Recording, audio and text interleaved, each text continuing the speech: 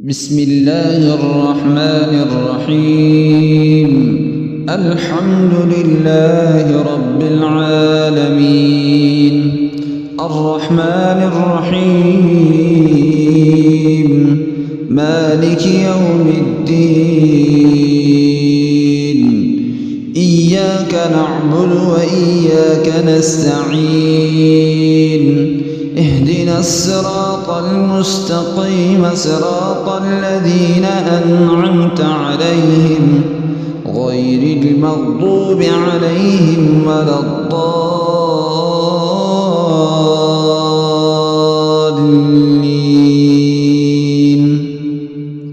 بسم الله الرحمن الرحيم. ألف لام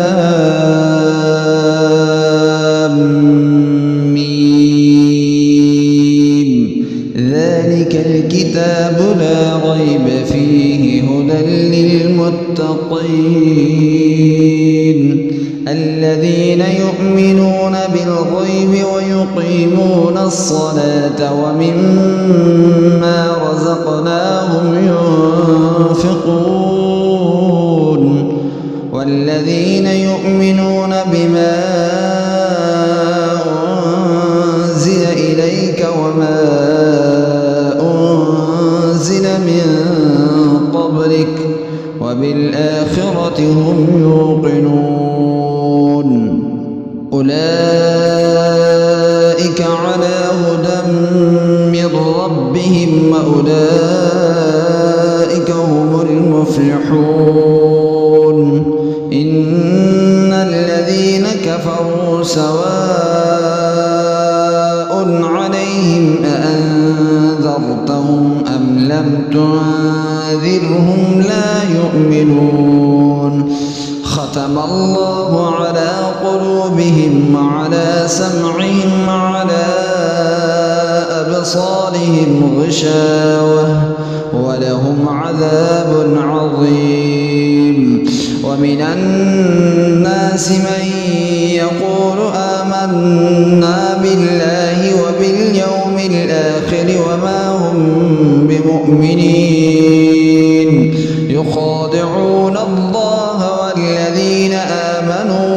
وما يخدعون إلا أنفسهم وما يشعرون. في قلوبهم مرض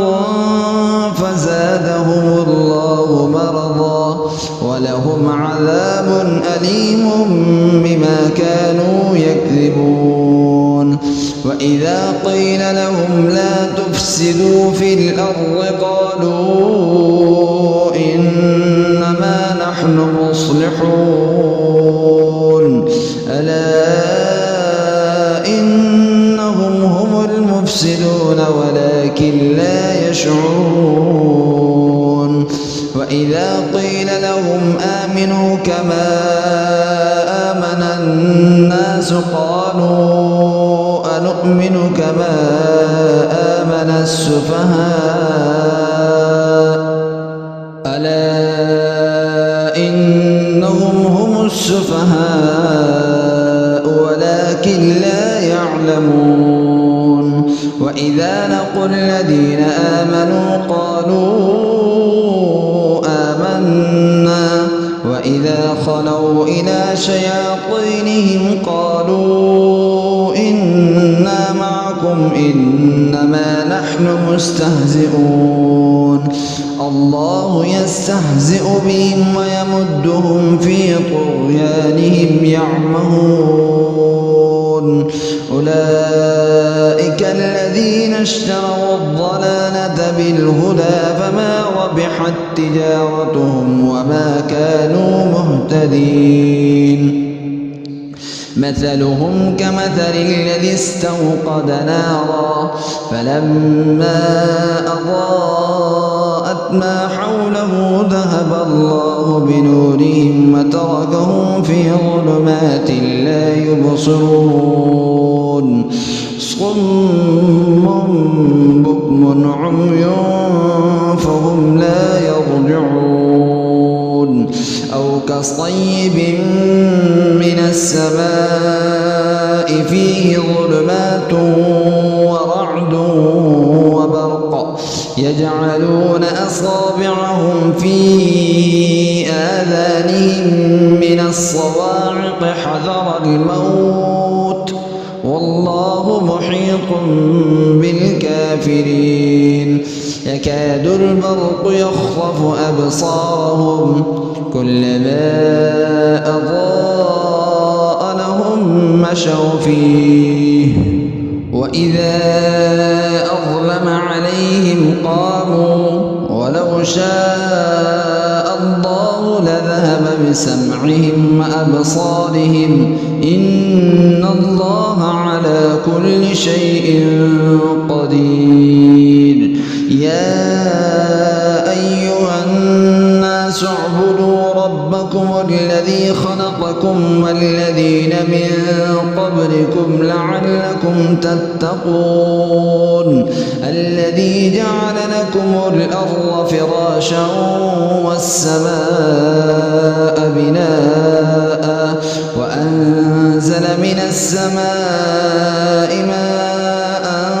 فأخرج به من الثمرات رزقا لكم فلا تجعلوا لله أندادا وأنتم تعلمون وإن كنتم في ريب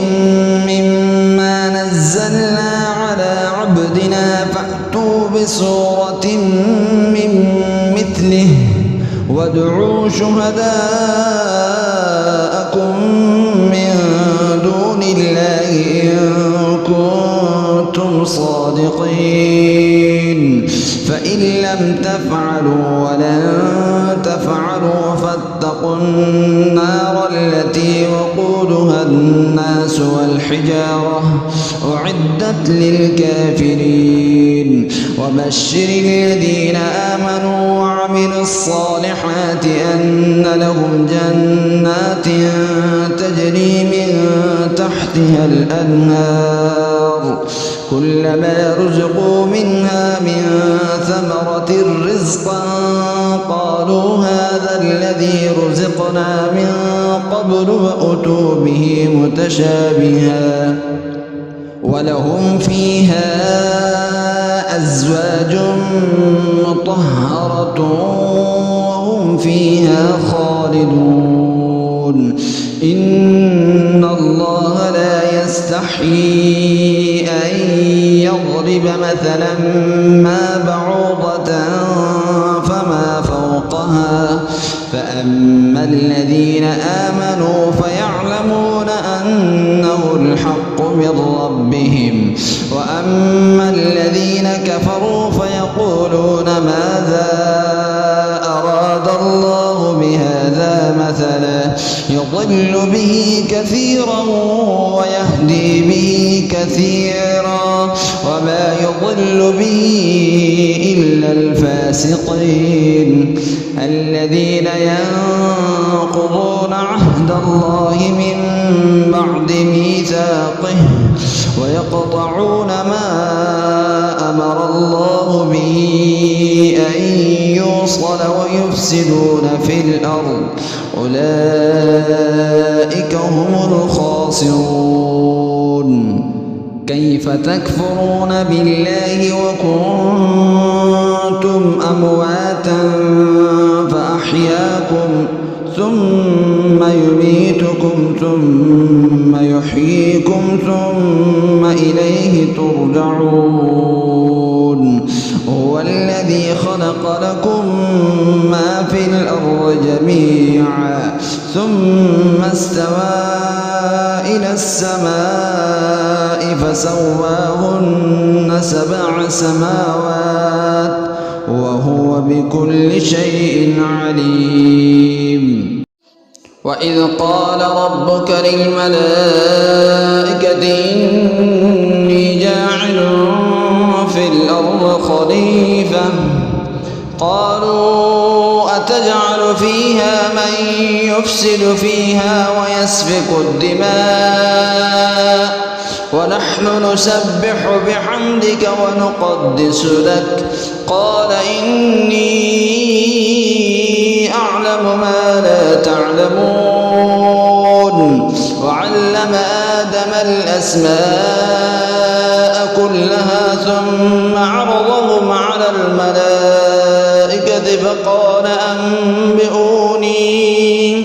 فقال أنبئوني بأسماء هؤلاء إن كنتم صادقين قالوا سبحانك لا علم لنا إلا ما علمتنا إنك أنت العليم الحكيم قال يا آدم أنبئهم بأسمائهم فلما أنبأهم بأسمائهم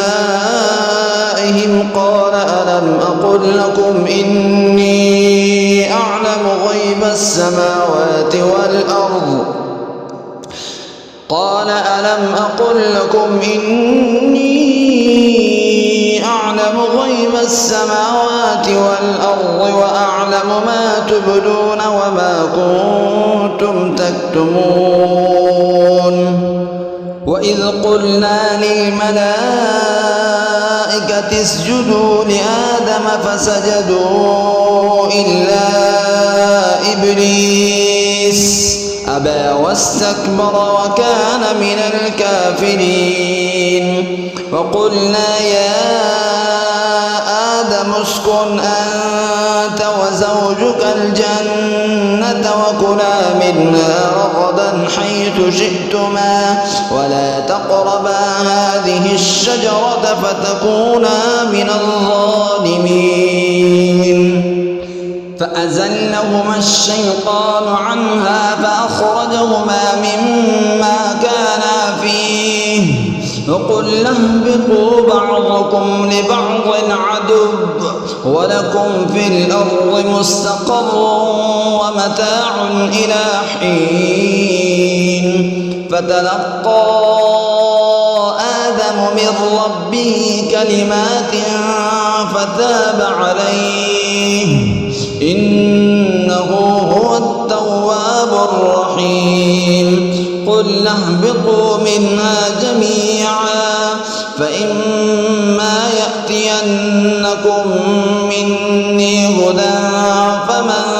تبع هداي فلا خوف عليهم ولا هم يحزنون والذين كفروا وكذبوا بآياتنا أولئك أصحاب النار هم فيها خالدون يا بني إسرائيل اذكروا نعمتي التي أنعمت عليكم وأوفوا بعهدي أوف بعهدكم وإياي فارهبون وآمنوا بما أنزلت مصدقا لما معكم ولا تكونوا أول كافر به ولا تشتروا بآياتي ثمنا قليلا وإياي فاتقون ولا تلبسوا الحق بالباطل وتكتموا الحق وأنتم تعلمون وأقيموا الصلاة وآتوا الزكاة واركعوا مع الراكعين أتأمرون الناس بالبر وتنسون أنفسكم وأنتم تتلون الكتاب أفلا تعقلون واستعينوا بالصبر والصلاة وإنها لكبيرة إلا على الخاشعين الذين يظنون أنهم ملاقو ربهم وأنهم إليه راجعون يا بني إسرائيل اذكروا نعمتي أنعمت عليكم وأني فضلتكم على العالمين واتقوا يوما لا تجزي نفس عن نفس شيئا ولا يقبل منها شفاعة ولا يؤخذ منها عدل ولا هم ينصرون وإذ نجيناكم من آل فرعون يسومونكم سوء العذاب يذبحون أبناءكم ويستحيون نساءكم وفي ذلكم بلاء من ربكم عظيم وإذ فرقنا بكم البحر فأنجيناكم وأغرقنا آل فرعون وأنتم تنظرون وإذ واعدنا موسى 40 ليلة ثم اتخذتم العجل من بعده وأنتم ظالمون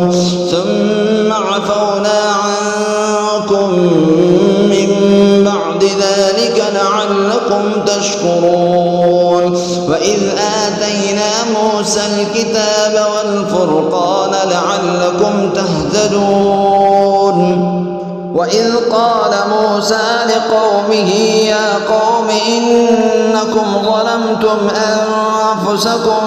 باتخاذكم العجل فتوبوا إلى بارئكم فاقتلوا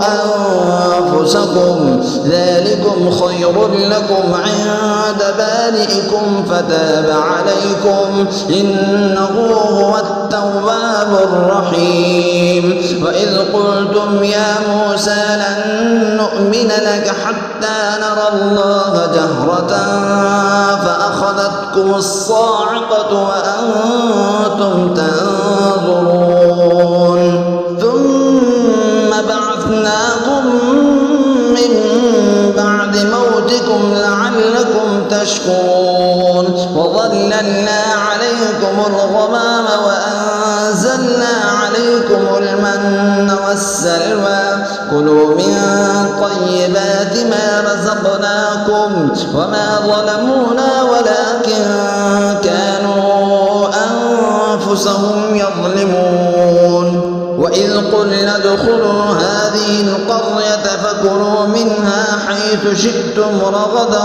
وادخلوا الباب سجدا وقولوا حطة نغفر لكم خطاياكم وسنزيد المحسنين فبدل الذين ظلموا قولا غير الذي قيل لهم فأنزلنا على الذين ظلموا رجزا من السماء بما كانوا يفسقون وإذ استسقى موسى لقومه فقل اضرب بعصاك الحجر فانفجرت منه 12 عينا قد علم كل أناس مشربهم كلوا واشربوا من رزق الله ولا تعثوا في الأرض مفسدين وإذ قلتم يا موسى لن نصبر على طعام واحد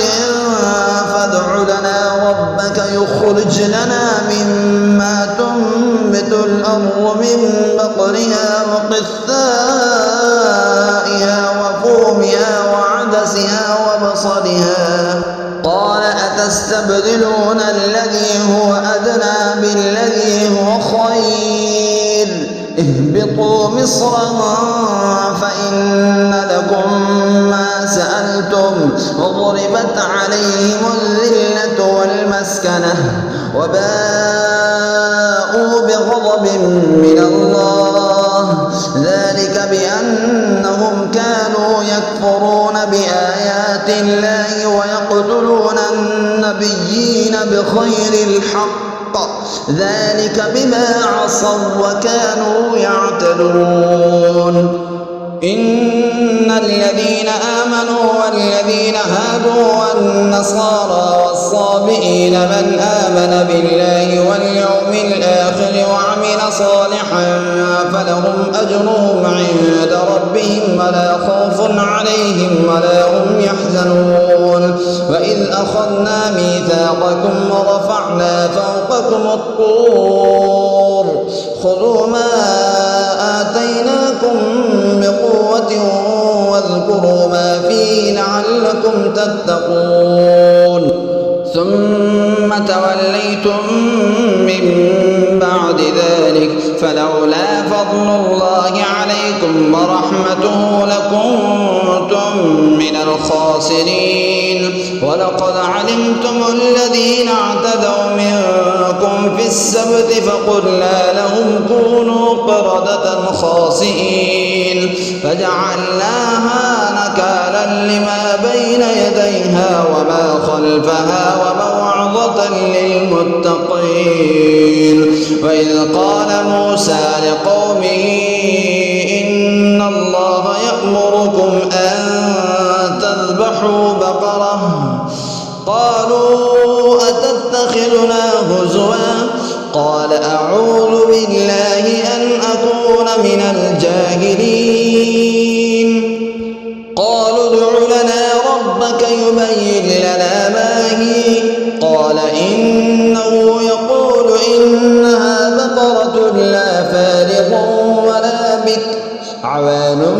بين ذلك فافعلوا ما تؤمرون قالوا ادع لنا ربك يبين لنا ما لونها قال إنه يقول إنها بقرة صفراء فاقع لونها تسر الناظرين قالوا ادع لنا ربك يبين لنا ما هي إن البقرة شابه علينا وإنا إن شاء الله لمهتدون قال إنه يقول إنها بقرة لا ذلول تثير الأرض ولا تسقي الحرث مسلمة لا شية فيها قالوا الآن جئت بالحق فذبحوها وما كادوا يفعلون وإذ قتلتم نفسا فادارأتم فيها والله مخرج ما كنتم تكتمون فقلنا اضربوه ببعضها كذلك يحيي الله الموتى ويريكم آياته لعلكم تعقلون ثم قست قلوبكم من بعد ذلك فهي كالحجارة أو أشد قسوة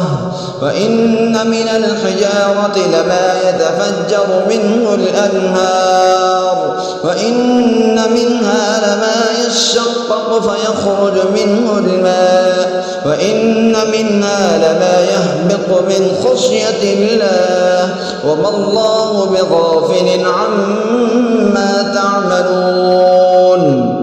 أفتطمعون أن يؤمنوا لكم وقد كان فريق منهم يسمعون كلام الله ثم يحرفونه من بعد ما عقلوه وهم يعلمون وإذا لقوا الذين آمنوا قالوا آمنا وإذا خلا بعضهم إلى بعض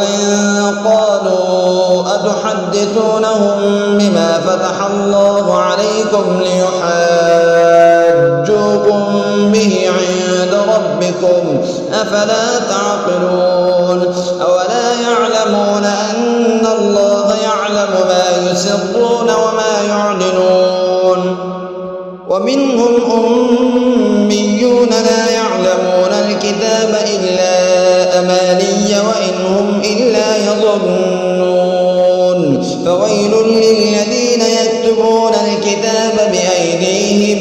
ثم يقولون هذا من عند الله ليشتروا به ثمنا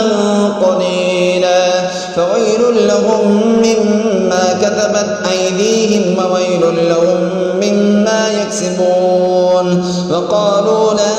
تمسنا النار إلا أياما معدودة قل أتخذتم عند الله عهدا فلن يخلف الله عهده أم تقولون على الله ما لا تعلمون. بلى من كسب سيئة وأحاطت به خطيئته فأولئك أصحاب النار هم فيها خالدون. والذين آمنوا وعملوا الصالحات أولئك أصحاب الجنة هم فيها خالدون. وإذ أخذنا ميثاق بني إسرائيل لا تعبدون إلا الله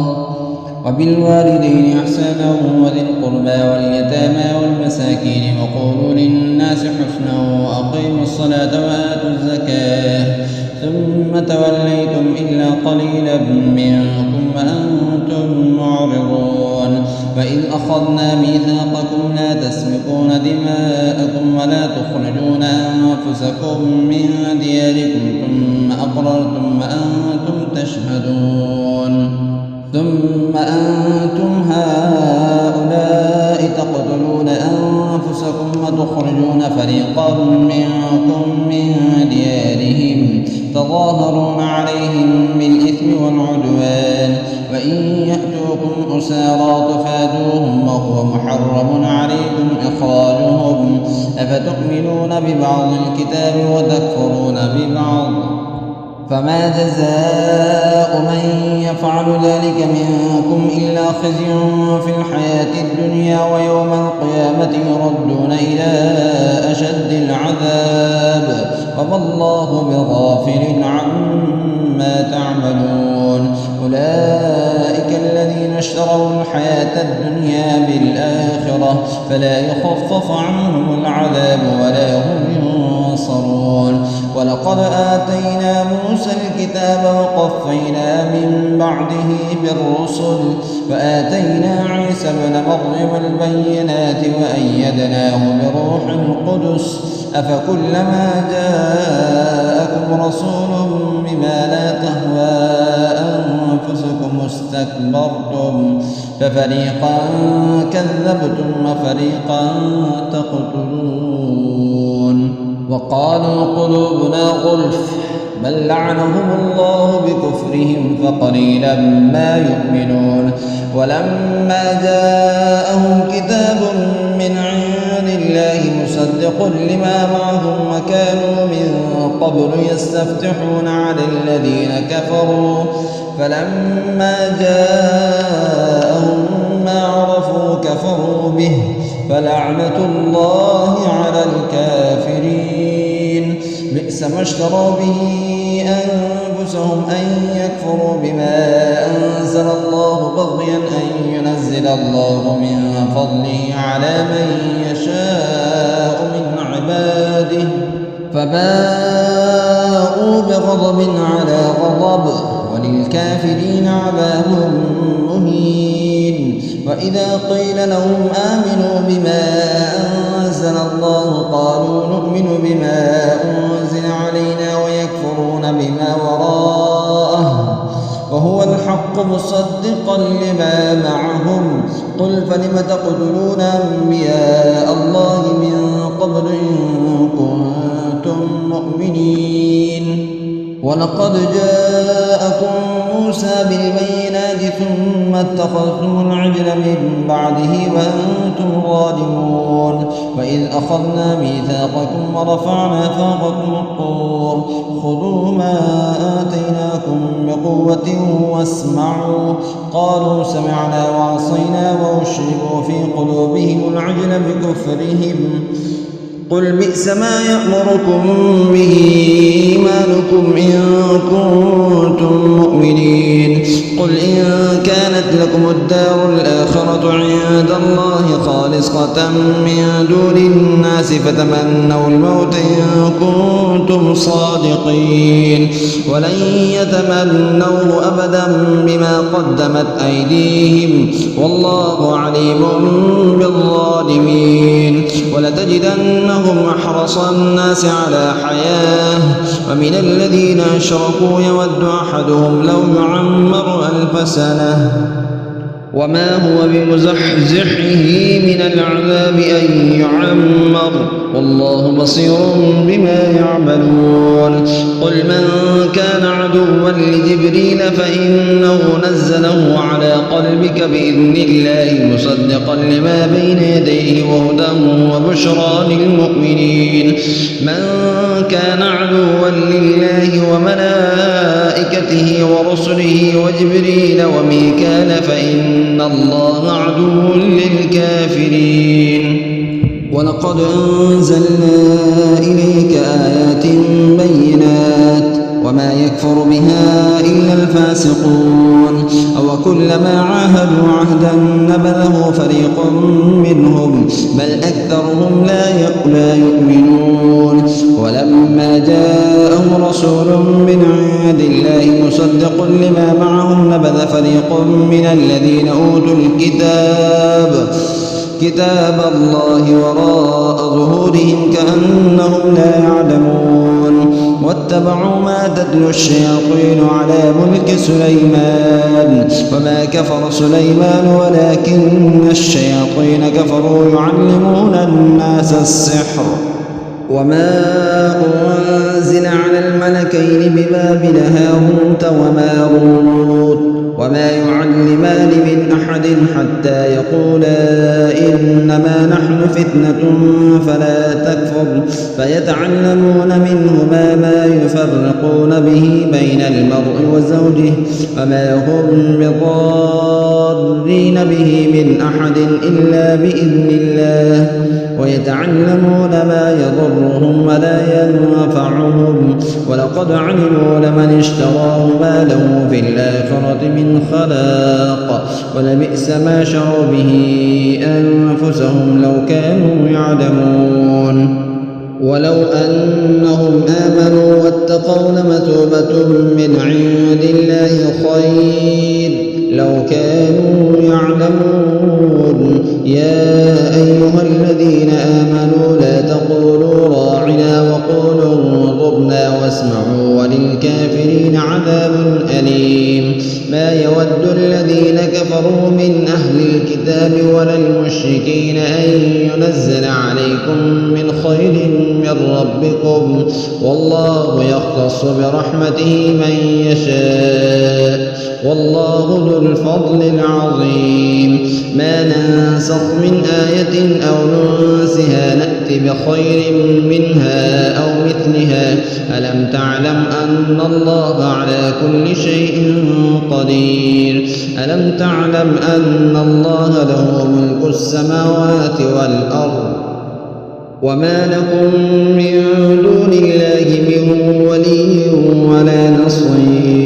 أم تريدون أن تسألوا رسولكم كما سئل موسى من قبل ومن يتبدل الكفر بالإيمان فقد ضل سواء السبيل ود كثير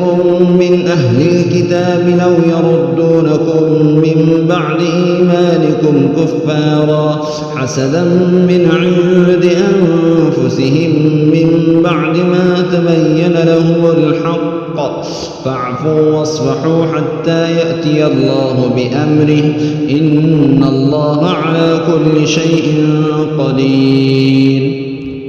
وأقيموا الصلاة وآتوا الزكاة وما تقدموا لأنفسكم من خير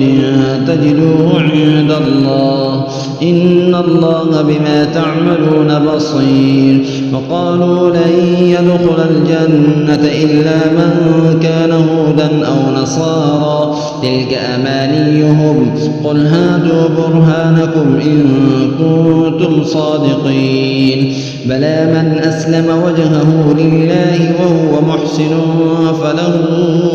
أجره عند ربه ولا خوف عليهم ولا هم يحزنون. وقالت اليهود ليست النصارى على شيء وقالت النصارى ليست اليهود على شيء وهم يتلون الكتاب. كذلك قال الذين لا يعلمون مثل قولهم فالله يحكم بينهم يوم القيامة فيما كانوا فيه يختلفون. ومن أظلم ممن منع مساجد الله أن يذكر فيها اسمه وسعى في خرابها أولئك ما كان لهم أن يدخلوها إلا خائفين. لهم في الدنيا خزي ولهم في الآخرة عذاب عظيم. ولله المشرق والمغرب فأينما تولوا فثم وجه الله إن الله واسع عليم. وقالوا اتخذ الله ولدا سبحانه بل له ما في السماوات والأرض كل له قانتون. بديع السماوات والأرض وإذا قضى أمرا فإنما يقول له كن فيكون. وقال الذين لا يعلمون لولا يكلمنا الله أو تأتينا آية كذلك قال الذين من قبلهم مثل قولهم تشابهت قلوبهم قد بينا الآيات لقوم يوقنون. إنا أرسلناك بالحق بشيرا ونذيرا ولا تسأل عن أصحاب الجحيم. ولن ترضى عنك اليهود ولا النصارى حتى تتبع ملتهم قل إن هدى الله هو الهدى ولئن اتبعت أهواءهم بعد الذي جاءك من العلم ما لك من الله من ولي ولا نصير. الذين آتيناهم الكتاب يتلونه حق تلاوته أولئك يؤمنون به ومن يكفر به فأولئك هم الخاسرون. يا بني إسرائيل اذكروا نعمتي التي أنعمت عليكم وأني فضلتكم على العالمين. واتقوا يوما لا تجزي نفس عن نفس شيئا ولا يقبل منها عدل ولا تنفعها شفاعة ولا هم ينصرون. وإذ ابتلى إبراهيم ربه بكلمات فأتمهن قال إني جاعلك للناس إماما قال ومن ذريتي قال لا ينال عهد الظالمين. وإذ جعلنا البيت مثابة للناس وأمنا واتخذوا من مقام إبراهيم مصلى وعهدنا إلى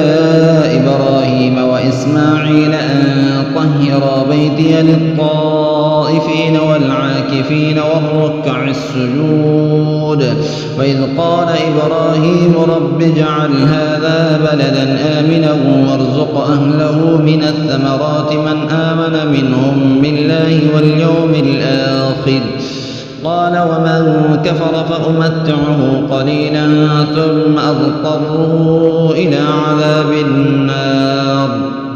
وبئس المصير. وإذ يرفع إبراهيم القواعد من البيت وإسماعيل ربنا تقبل منا إنك أنت السميع العليم ربنا واجعلنا مسلمين لك ومن ذريتنا أمة مسلمة لك وأرنا مناسكنا وتب علينا إنك أنت التواب الرحيم. ربنا وابعث فيهم رسولا منهم يتلو عليهم آياتك ويعلمهم الكتاب والحكمة ويزكيهم إنك أنت العزيز الحكيم. ومن يرغب عن ملة إبراهيم إلا من سفه نفسه ولقد اصطفيناه في الدنيا وإنه في الآخرة لمن الصالحين إذ قال له ربه أسلم قال أسلمت لرب العالمين ووصى بها إبراهيم بنيه ويعقوب يا بني إن الله اصطفى لكم الدين فلا تموتن إلا وأنتم مسلمون أم كنتم شهداء إذ حضر يعقوب الموت إذ قال لبنيه ما تعبدون من بعدي قالوا نعبد إلهك وإله آبائك إبراهيم وإسماعيل وإسحاق إلها واحدا ونحن له مسلمون تلك أمة قد خلت لها ما كسبت ولكم ما كسبتم ولا تسألون عما كانوا يعملون وقالوا كونوا هودا أو نصارى تهتدوا قل بل ملة إبراهيم حنيفا وما كان من المشركين قولوا آمنا بالله وما أنزل إلينا وما أنزل إلى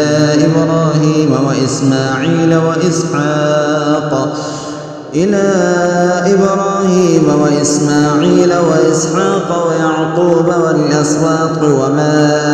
أوتي موسى وعيسى وما أوتي النبيون من ربهم لا نفرق بين أحد منهم ونحن له مسلمون فإن آمنوا بمثل ما آمنتم به فقد اهتدوا وإن تولوا فإنما هم في شقاق فسيكفيكهم الله وهو السميع العليم صبغة الله ومن أحسن من الله صبغة ونحن له عابدون قل أتحاجوننا في الله وهو ربنا وربكم ولنا أعمالنا ولكم أعمالكم ونحن له مخلصون أم تقولون إن إبراهيم وإسماعيل وإسحاق ويعقوب والأسباط كانوا هودا أو نصارى قل أأنتم أعلم أم الله ومن أظلم ممن كتم شهادة عنده من الله وما الله بغافل عما تعملون تلك أمة قد خلت لها ما كسبت ولكم ما كسبتم ولا تسألون عما كانوا يعملون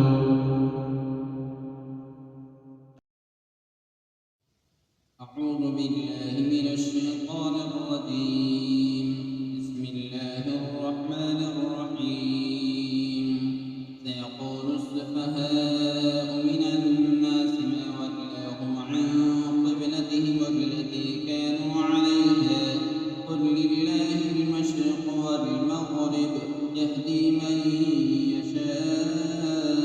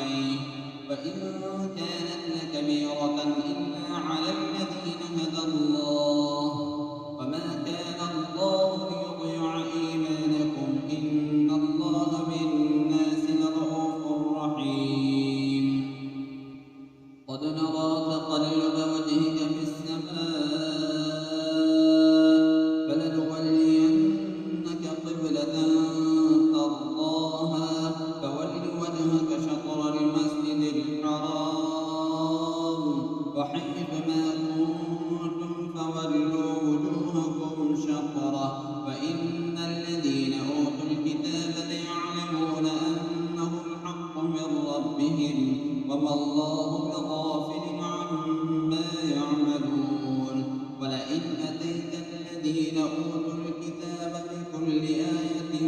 ما تبعوا قبلتك وما أنت بتابع قبلتهم وما بعضهم بتابع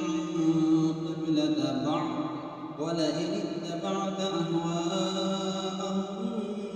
من بعد ما جاءك من العلم إنك إذا لمن الظالمين. الذين آتيناهم الكتاب يعرفونه كما يعرفون أبناءهم وإن فريقا منهم ليكتمون الحق وهم يعلمون. الحق من ربك فلا تكونن من الممتدين. ولكل وجهة هو موليها فاستبقوا الخيرات أينما تكونوا يأت بكم الله جميعا إن الله على كل شيء قدير. فمن حيث خرجت فول وجهك شطر المسجد الحرام وإنه للحق من ربك وما الله بغافل عما تعملون. ومن حيث خرجت فول وجهك شطر المسجد الحرام وحيث ما كنتم فولوا وجوهكم شطره لئلا يكون للناس عليكم حجة إلا الذين ظلموا منهم فلا تخشوهم واخشوني ولأتم نعمتي عليكم ولعلكم تهتدون. كما أرسلنا فيكم رسولا منكم يتلو عليكم آياتنا ويزكيكم ويعلمكم الكتاب والحكمة ويعلمكم ما لم تكونوا تعلمون. فاذكروني أذكركم واشكروا لي ولا تكفرون. يا أيها الذين آمنوا استعينوا بالصبر والصلاة إن الله مع الصابرين. ولا تقولوا لمن يقتل في سبيل الله أموات بل أحياء ولكن لا تشعرون. ولنبلونكم بشيء من الخوف والجوع ونقص من الأموال والأنفس والثمرات وبشر الصابرين الذين إذا أصابتهم مصيبة قالوا إنا لله وإنا إليه راجعون. أولئك عليهم صلوات من ربهم ورحمة وأولئك هم المهتدون. إن الصفا والمروة من شعائر الله فمن حج البيت أو اعتمر فلا جناح عليه أن يطوف بهما ومن تطوع خيرا فإن الله شاكر عليم. إن الذين يكتمون ما أنزلنا من البينات والهدى من بعد ما بيناه للناس في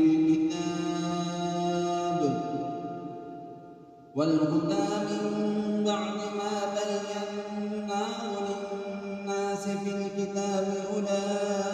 أولئك يلعنهم الله ويلعنهم اللاعنون إلا الذين تابوا وأصلحوا وبينوا فأولئك أتوب عليهم وأنا التواب الرحيم.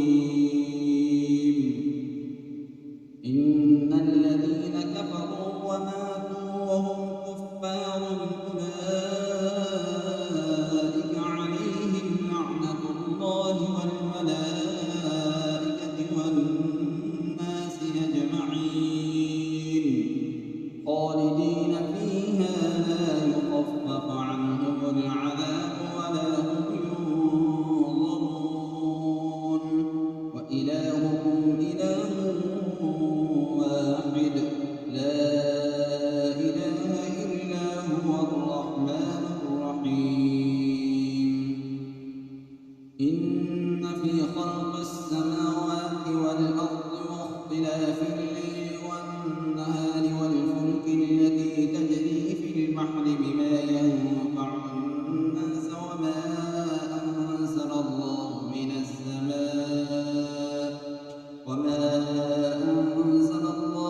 السماء من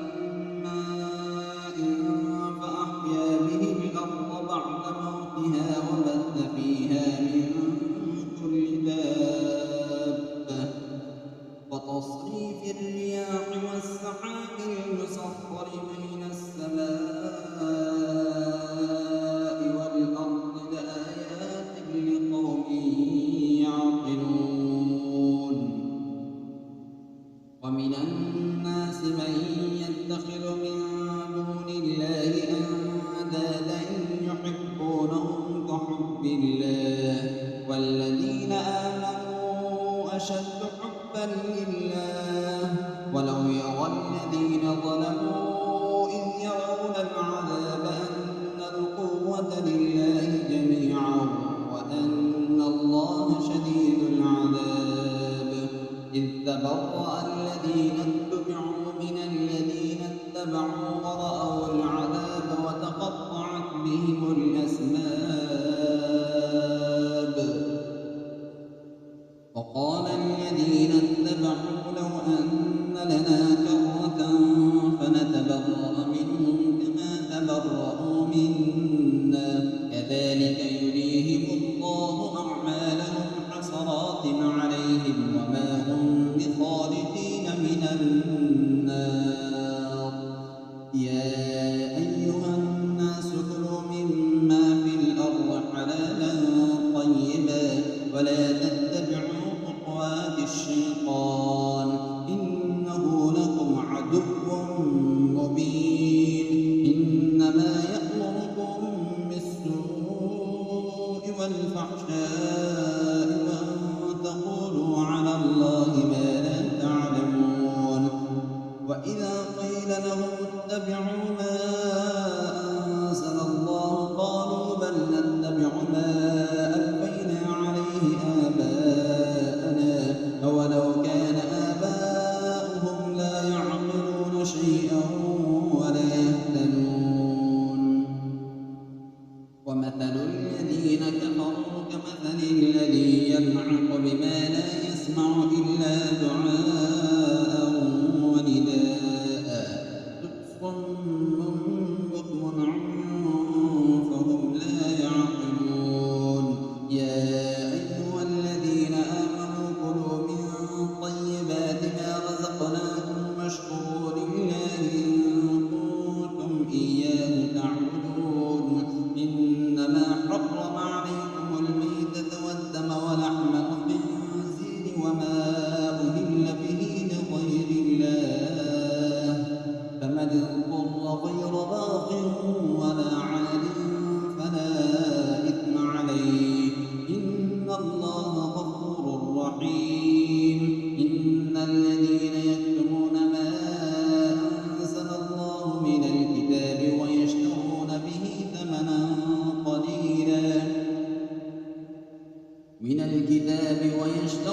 به ثمنا قليلا أولئك ما يأكلون في بطونهم إلا النار ولا يكلمهم الله يوم القيامة ولا يزكيهم ولهم عذاب أليم أولئك الذين اشتروا الضلالة بالهدى والعذاب بالمغفرة فما أصبرهم على النار ذلك بأن الله نزل الكتاب بالحق وإن الذين اختلفوا في الكتاب لفي شقاق بعيد ليس البر أن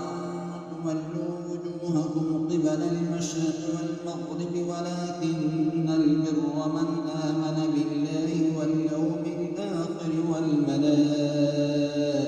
والكتاب والنبيين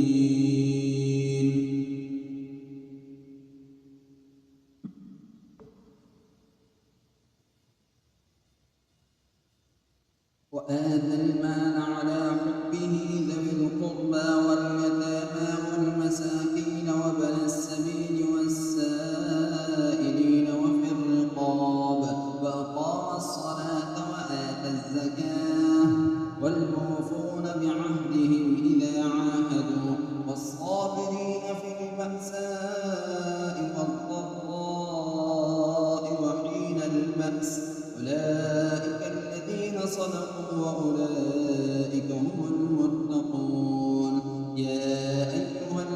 الذين آمنوا كتب عليكم القصاص في القتلى الحر بالحر والعبد بالعبد والأنثى بالأنثى فمن عفي له من أخيه شيء فاتباع بالمعروف وأداء إليه بإحسان ذلك تخفيف من ربكم ورحمة فمن اعتدى بعد ذلك فله عذاب أليم ولكم في القصاص حياة يا أولي الألباب لعلكم تتقون كتب عليكم إذا حضر أحدكم الموت إن ترك خيرا الوصية للوالدين والأقربين بالمعروف حقا على المتقين فمن بدله بعدما سمعه فإنما إثمه على الذين يبدلونه إن الله سميع عليم فمن خاف من موص جنفا أو إثما فأصلح بينهم فلا إثم عليه إن الله غفور رحيم يا أيها الذين آمنوا كتب عليكم الصيام كما كتب على الذين من قبلكم لعلكم تتقون أياما معدودات فمن كان منكم مريضا أو على سفر فعدة من أيام أخر وعلى الذين يطيقونه فدية طعام مسكين فمن تطوع خيرا فهو خير له وأن تصوموا خير لكم إن كنتم تعلمون شهر رمضان الذي أنزل فيه القرآن هدى للناس وبينات من الهدى والفرقان فمن شهد منكم الشهر فليصم ومن كان مريضا أو على سفر فعدة من أيام أخر يريد الله بكم اليسر ولا يريد بكم العسر ولتكملوا العدة ولتكبروا الله على ما هداكم ولعلكم تشكرون وإذا سألك عبادي عني فإني قريب أجيب دعوة الداع إذا دعاني فليستجيبوا لي وليؤمنوا بي لعلهم يرشدون أحل لكم ليلة الصيام الرفث إلى نسائكم هن لباس لكم وأنتم لباس لهن علم الله أنكم كنتم تختانون أنفسكم فتاب عليكم وعفى عنكم فالآن باشروهن وابتغوا ما كتب الله لكم وكلوا واشربوا حتى يتبين لكم الخيط الأبيض من الخيط الأسود من الفجر ثم أتموا الصيام إلى الليل ولا تباشروهن وأنتم عاكفون في المساجد تلك حدود الله فلا تقربوها كذلك يبين الله آياته للناس لعلهم يتقون ولا تأكلوا أموالكم بينكم بالباطل وتدلوا بها إلى الحكام لتأكلوا فريقا من أموال الناس بالإثم وأنتم تعلمون يسألونك عن الأهلة قل هي مواقيت للناس والحج وليس البر بأن تأتوا البيوت من ظهورها ولكن البر من اتقى وأتوا البيوت من أبوابها واتقوا الله لعلكم تفلحون وقاتلوا في سبيل الله الذين يقاتلونكم ولا تعتدوا إن الله لا يحب المعتدين وقتلوهم حيث ثقفتموهم وأخرجوهم من حيث أخرجوكم والفتنة أشد من القتل ولا تقاتلوهم عند المسجد الحرام حتى يقاتلوكم فيه فإن قاتلوكم فاقتلوهم كذلك جزاء الكافرين فإن انتهوا فإن الله غفور رحيم وقاتلوهم حتى لا تكون فتنة ويكون الدين لله فإن انتهوا فلا عدوان إلا على الظالمين الشهر الحرام بالشهر الحرام والحرمات قصاص فمن اعتدى عليكم فاعتدوا عليه بمثل ما اعتدى عليكم واتقوا الله واعلموا أن الله مع المتقين فأنفقوا في سبيل الله ولا تلقوا بأيديكم إلى التهلكة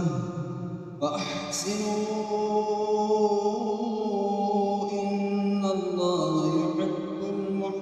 المحسنين وأتموا الحج والعمرة لله فإن أحصرتم فما استيسر من الهدي ولا تحلقوا رؤوسكم حتى يبلغ الهدي محله فمن كان منكم مريضا أو به أذى من رأسه ففدية من صيام أو صدقة أو نسك فإذا أمنتم فمن تمتع بالعمرة إلى الحج فما استيسر من الهدي فمن لم يجد فصيام 3 أيام في الحج وسبعة إذا رجعتم تلك 10 كاملة ذلك لمن لم يكن أهله حاضر المسجد الحرام واتقوا الله واعلموا أن الله شديد العقاب الحج أشهر معلومات فمن فرض فيهن الحج فلا رفث ولا فسوق ولا جدال في الحج وما تفعلوا من خير يعلمه الله وتزودوا فإن خير الزاد التقوى واتقون يا أولي الألباب ليس عليكم جناح أن تبتغوا فضلا من ربكم فإذا أفضتم من عرفات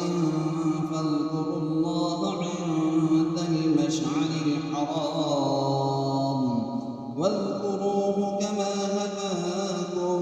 وإن كنتم من قبله لمن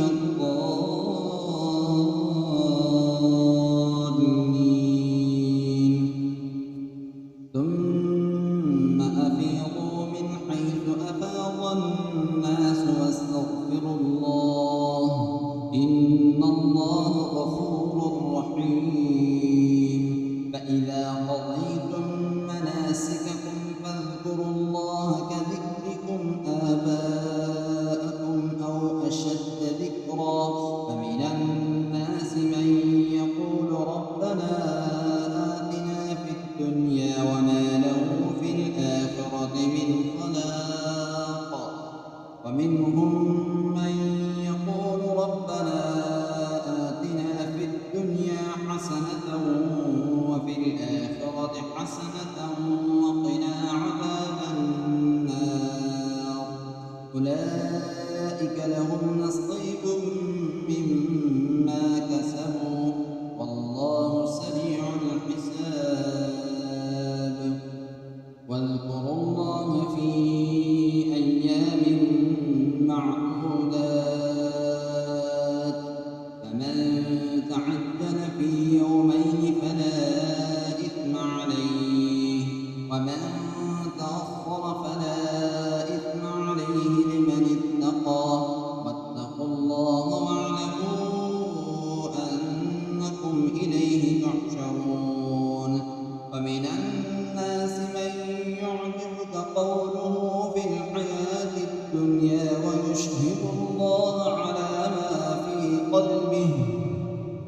ويشهد الله على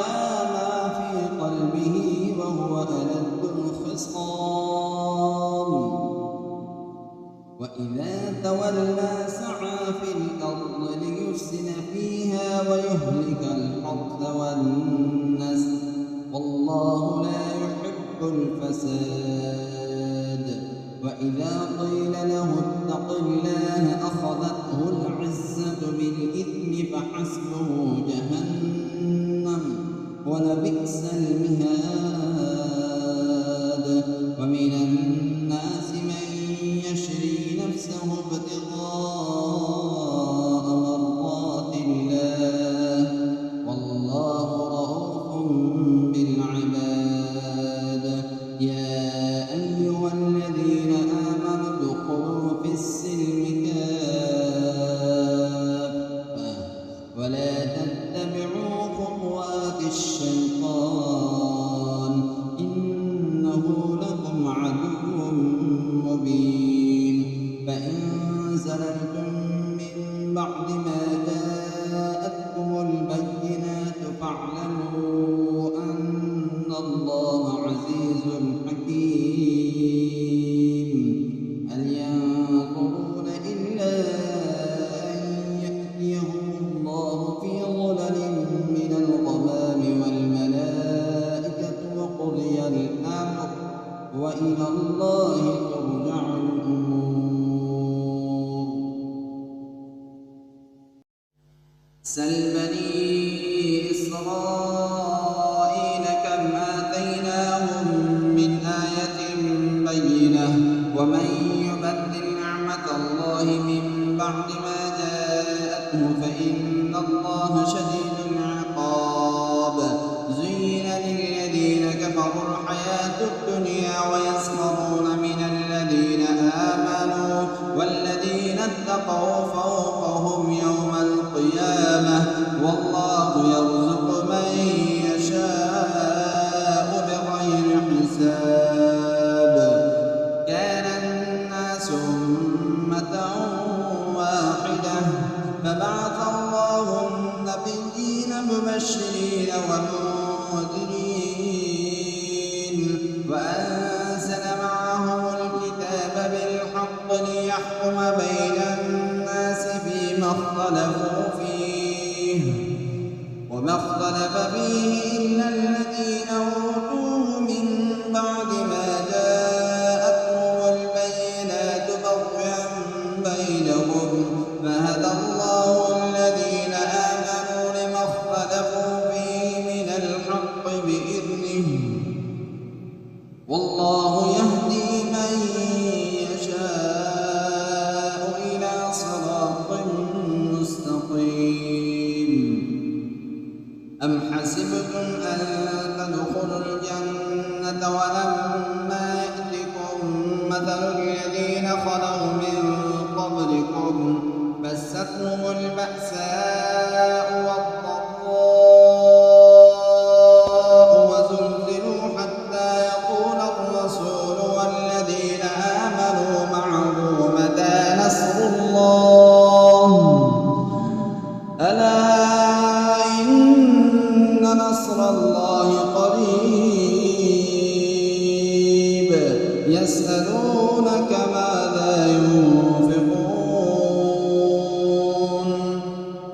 قل ما أنفقتم من خير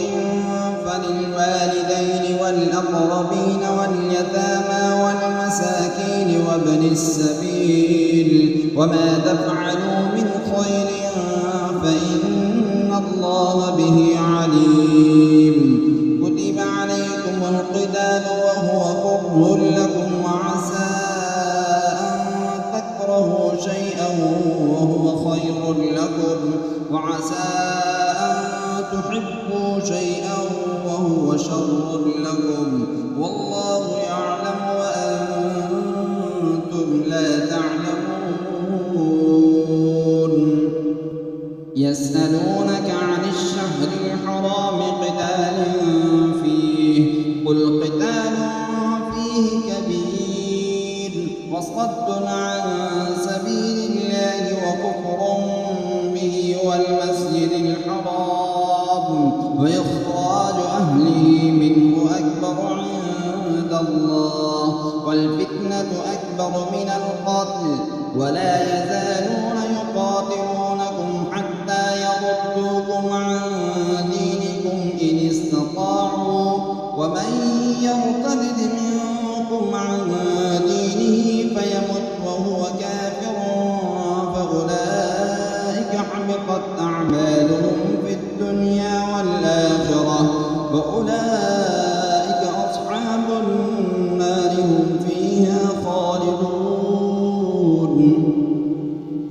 إن الذين آمنوا والذين هاجروا وجاهدوا في سبيل الله أولئك يرجون رحمة الله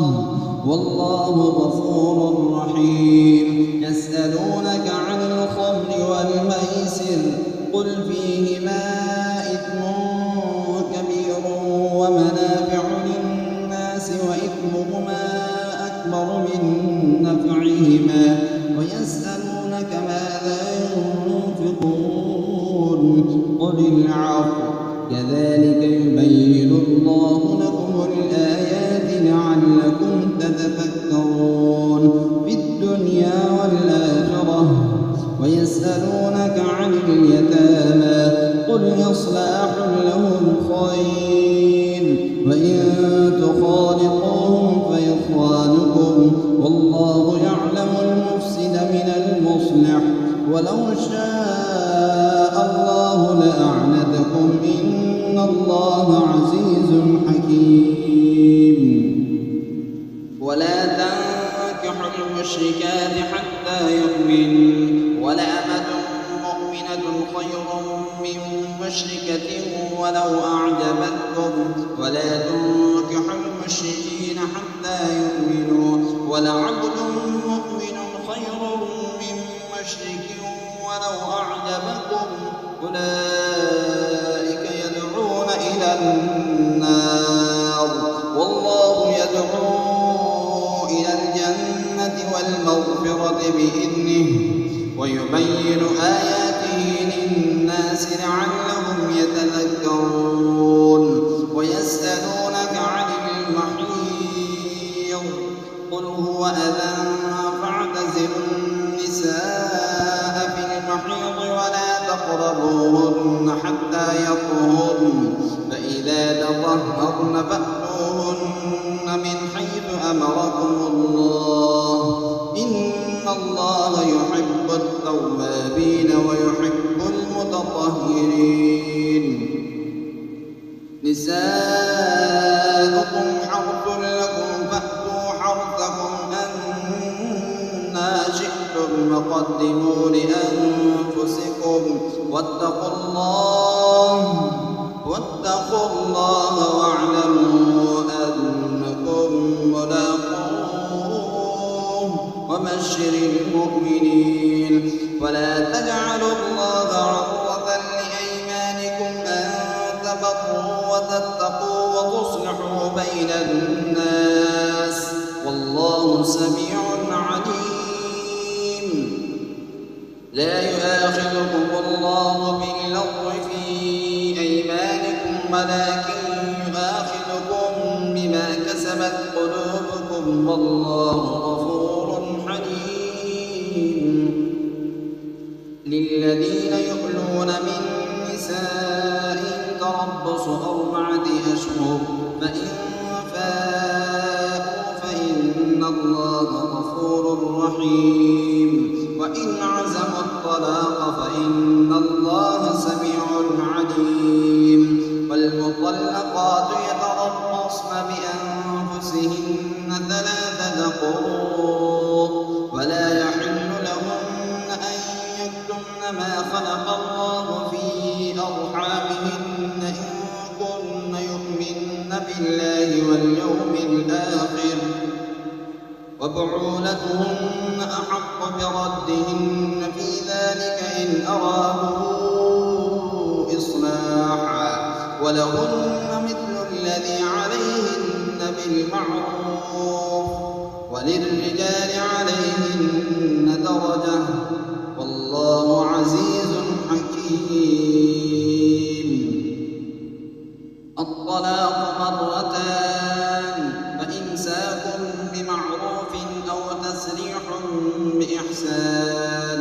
ولا يحل لكم أن تأخذوا مما آتيتموهن شيئا إلا أن يخافا ألا يقيما حدود الله فإن خفتم ألا يقيما حدود الله فلا جناح عليهما فيما افتدت به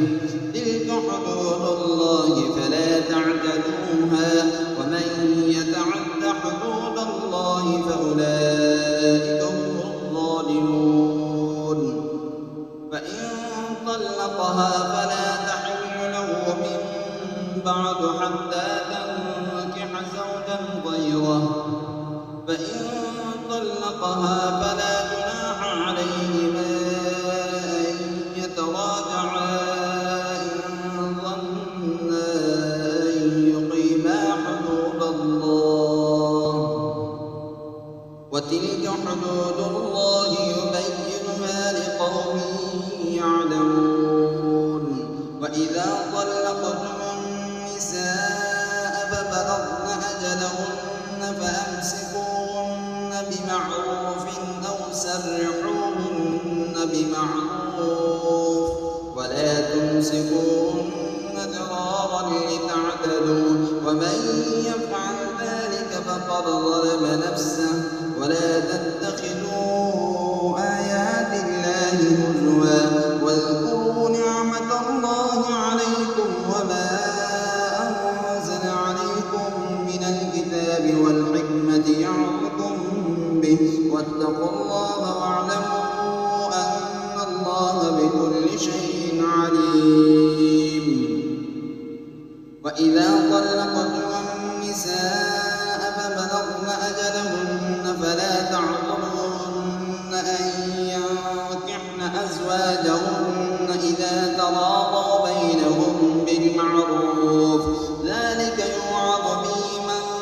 كان منكم يؤمن بالله واليوم الآخر، ذلكم أزكى لكم وأطهر، والله يعلم وأنتم لا تعلمون.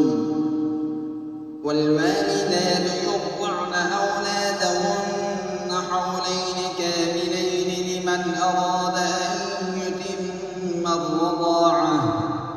وعلى المولود له رزقهن وكسوتهن بالمعروف، لا تكلف نفس إلا وسعها، لا تضار والدة بولدها ولا مولود له بولده،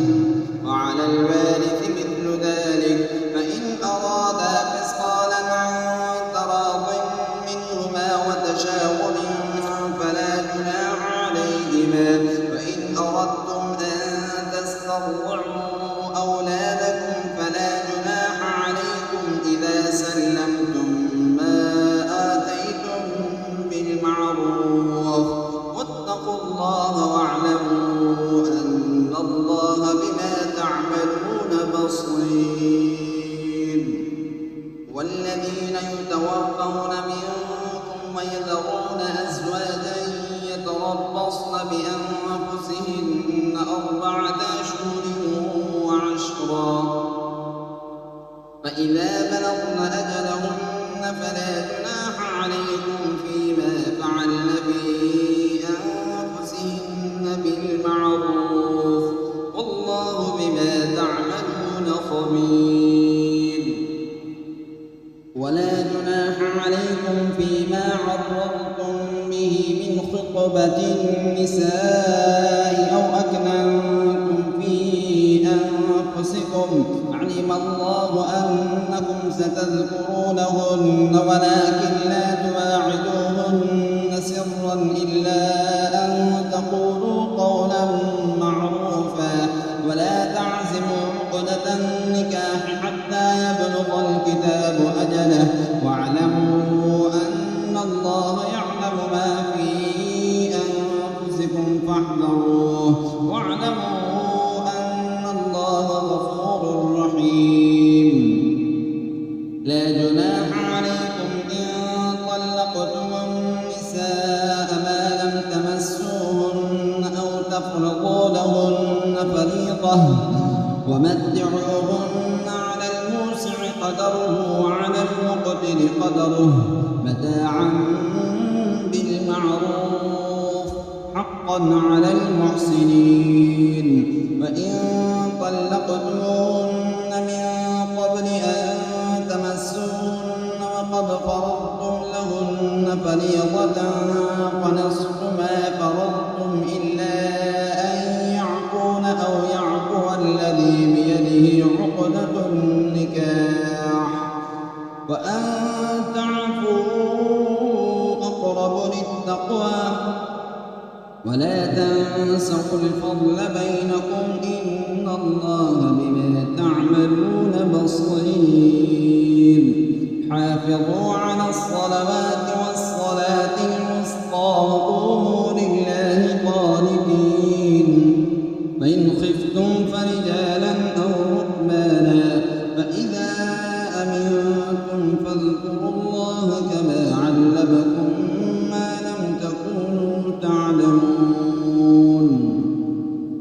والذين يتوفون منكم ويذرون أزواجا وصية لأزواجهم متاعا إلى الحول غير إخراج فإن خرجن فلا جناح عليكم فيما فعلن في أنفسهن من معروف والله عزيز حكيم وللمطلقات متاع بالمعروف حقا على المتقين كذلك يبين الله لكم آياته لعلكم تعقلون ألم تر إلى الذين خرجوا من ديارهم وهم ألوف حضر الموت فقال لهم الله موتوا ثم أحياهم إن الله له فضل على الناس ولكن أكثر الناس لا يشكرون وقاتلوا في سبيل الله واعلموا أن الله سميع عليم من ذا الذي يقرض الله قرضا حسنا فيضاعفه له أضعافا كثيرة والله يقبض ويبسط وإليه ترجعون ألم تر إلى الملأ من بني إسرائيل من بعد موسى إذ قالوا لنبي له ابعث لنا ملكا نقاتل في سبيل الله قال هل عسيتم إن كتب عليكم القتال ألا تقاتلوا قالوا وما لنا ألا نقاتل في سبيل الله وقد أخرجنا من ديارنا وأبنائنا فلما كتب عليهم القتال تولوا إلا قليلا منهم والله عليم بالظالمين وقال لهم نبيهم إن الله قد بعث لكم طالوت ملكا قالوا أنى يكون له الملك علينا ونحن أحق بالملك منه ولم يؤت سعة من المال قال إن الله اصطفاه عليكم وزاده بسطة في العلم والجسم والله يؤتي ملكه من يشاء والله واسع عليم وقال لهم نبيهم إن آية ملكه أن يأتيكم التابوت فيه سكينة من ربكم وبقية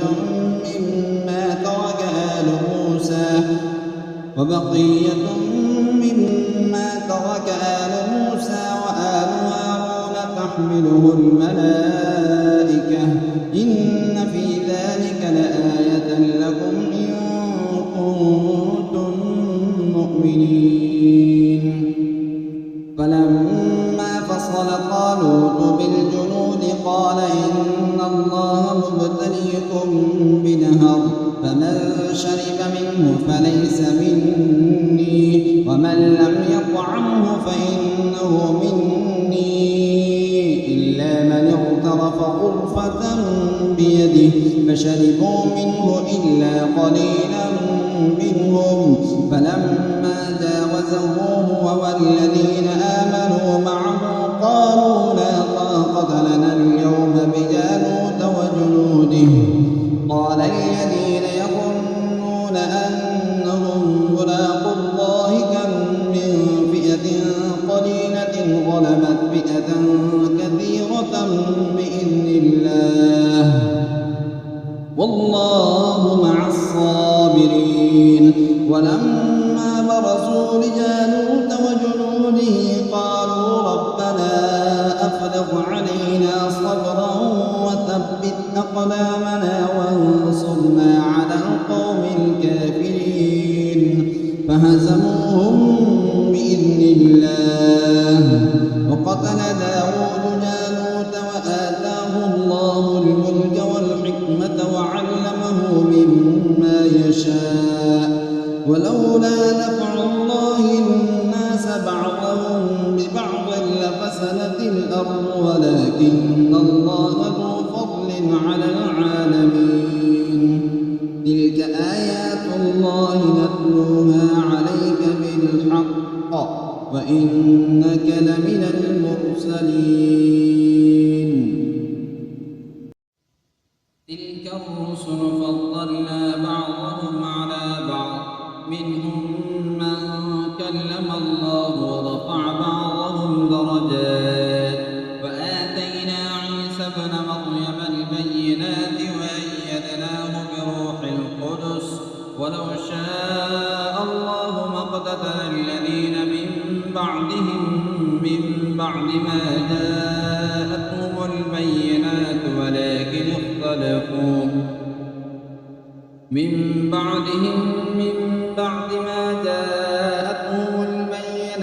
ولكن اختلفوا فمنهم من آمن ومنهم من كفر ولو شاء الله ما اقتتلوا ولكن الله يفعل ما يريد. يا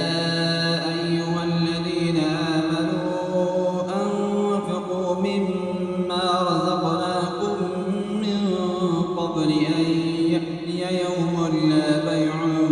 فيه ولا خلة ولا شفاعة والكافرون هم الظالمون. الله لا إله إلا هو الحي القيوم لا تأخذه سنة ولا نوم له ما في السماوات وما في الأرض. من ذا الذي يشفع عنده إلا بإذنه يعلم ما بين أيديهم وما خلفهم ولا يحيطون بشيء من علمه إلا بما شاء. وسع كرسيه السماوات والأرض ولا يؤوده حفظهما وهو العلي العظيم. لا إكراه في الدين قد تبين الرشد من الغي. فمن يكفر بالطاغوت ويؤمن بالله فقد استمسك بالعروة الوثقى لا انفصام لها والله سميع عليم. الله ولي الذين آمنوا يخرجهم من الظلمات إلى النور والذين كفروا أولياؤهم الطاغوت يخرجونهم من النور إلى الظلمات أولئك أصحاب النار هم فيها خالدون. ألم تر إلى الذي حاج إبراهيم في ربه أن آتاه الله الملك إذ قال إبراهيم ربي الذي يحيي ويميت قال أنا أحيي وأميت. قال إبراهيم فإن الله يأتي بالشمس من المشرق فأت بها من المغرب فبهت الذي كفر والله لا يهدي القوم الظالمين. أو كالذي مر على قرية وهي خاوية على عروشها قال أنى يحيي هذه الله بعد موتها فأماته الله 100 عام ثم بعثه قال كم لبثت؟ قال لبثت يوما أو بعض يوم. قال بل لبثت 100 عام فانظر إلى طعامك وشرابك لم يتسنه وانظر إلى حمارك ولنجعلك آية للناس وانظر إلى العظام كيف ننشزها ثم نكسوها لحما فلما تبين له قال أعلم أن الله على كل شيء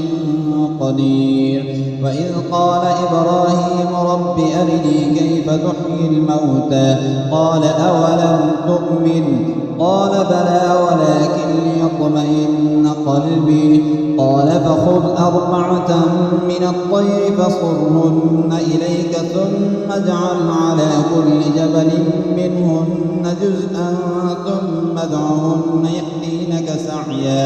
واعلم أن الله عزيز حكيم. مثل الذين ينفقون أموالهم في سبيل الله كمثل حبة أنبتت 7 سنابل في كل سنبلة 100 حبة والله يضاعف لمن يشاء والله واسع عليم. الذين ينفقون أموالهم في سبيل الله ثم لا يتبعون ما أنفقوا منا ولا أذى لهم أجرهم عند ربهم ولا خوف عليهم ولا هم يحزنون. قول معروف ومغفرة خير من صدقة يتبعها أذى والله غني حليم. يا أيها الذين آمنوا لا تبطلوا صدقاتكم بالمن والأذى كالذي ينفق ماله رئاء الناس ولا يؤمن بالله واليوم الآخر فمثله كمثل صفان عليه تراب فأصابه وابل فتركه صلى لا يقدرون على شيء مما كسبوا والله لا يهدي القوم الكافرين. ومثل الذين ينفقون أموالهم ابتغاء مرضات الله وتثبيتا من أنفسهم كمثل جنة بربوة أصابها وابل فآتت أكلها ضعفين فإن لم يصبها وابل فطل والله بما تعملون بصير. أيود أحدكم أن تكون له جنة من نخيل وأعناب تجري من تحتها الأنهار له فيها من نخيل وأعناب تجري من تحتها الأنهار له فيها من كل الثمرات وأصابه الكبر وله ذرية ضعفاء فأصابها إعصار فيه نار فاحترقت كذلك يبين الله لكم الآيات لعلكم تتفكرون. يا أيها الذين آمنوا أنفقوا من طيبات ما كسبتم ومما أخرجنا لكم من الأرض ولا تيمموا الخبيث منه تنفقون ولستم بآخذيه إلا أن تغمضوا فيه واعلموا أن الله غني حميد. الشيطان يعدكم الفقر ويأمركم بالفحشاء والله يعدكم مغفرة منه وفضلا والله واسع عليم. يؤتي الحكمة من يشاء ومن يؤت الحكمة فقد أوتي خيرا كثيرا وما يذكر إلا أولو الألباب. وما أنفقتم من نفقة أو نذرتم من نذر فإن الله يعلمه وما للظالمين من أنصار. إن تبدوا الصدقات فنعما هي وإن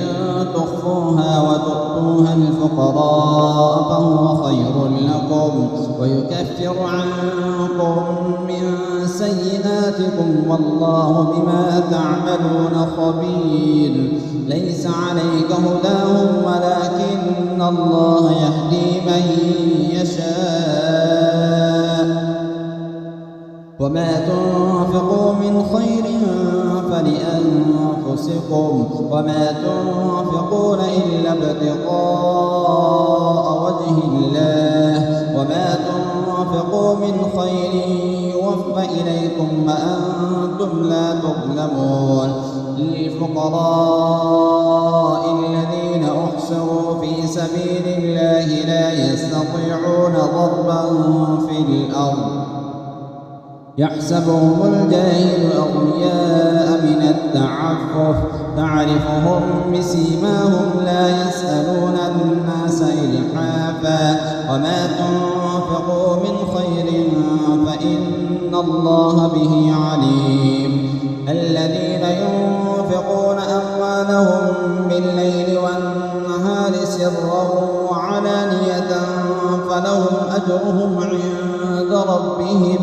ولا خوف عليهم ولا هم يحزنون. الذين يأكلون الربا لا يقومون إلا كما يقوم الذي يتخبطه الشيطان من المس ذلك بأنهم قالوا إنما البيع مثل الربا وأحل الله البيع وحرم الربا فمن جاءه موعظة من ربه فانتهى فله ما سلف وأمره إلى الله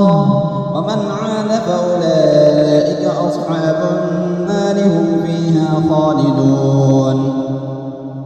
يمحق الله الربا ويربي الصدقات والله لا يحب كل كفار أثيم. إن الذين آمنوا وعملوا الصالحات وأقاموا الصلاة وآتوا الزكاة لهم أجرهم عند ربهم ولا خوف عليهم ولا هم يحزنون. يا أيها الذين آمنوا اتقوا الله وذروا ما بقي من الربا إن كنتم مؤمنين فإن لم تفعلوا فأذنوا بحرب من الله ورسوله وإن تبتم فلكم رؤوس أموالكم لا تظلمون ولا تظلمون. وإن كان ذو عسرة فنظرة إلى ميسرة وأن تصدقوا خير لكم إن كنتم تعلمون. واتقوا يوما ترجعون فيه إلى الله ثم توفى كل نفس ما كسبت وهم لا يظلمون. يا أيها الذين آمنوا إذا تداينتم بدين إلى أجل مسمى فاكتبوه وليكتب بينكم كاتب بالعدل ولا يأب كاتب أن يكتب كما علمه الله فليكتب وليملل الذي عليه الحق وليتق الله ربه ولا يبخس منه شيئا فإن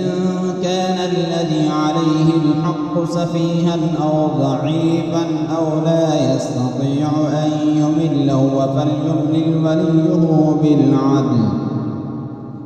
واستشهدوا شهيدين من رجالكم فإن لم يكونا رجلين فرجل